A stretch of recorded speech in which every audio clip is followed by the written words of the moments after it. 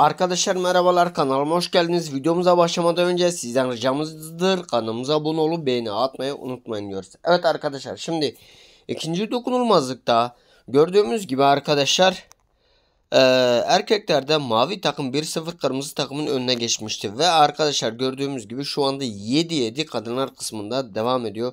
Şimdi video açacağız, bakalım videoda ne değişiyor arkadaşlar, hemen açıyorum.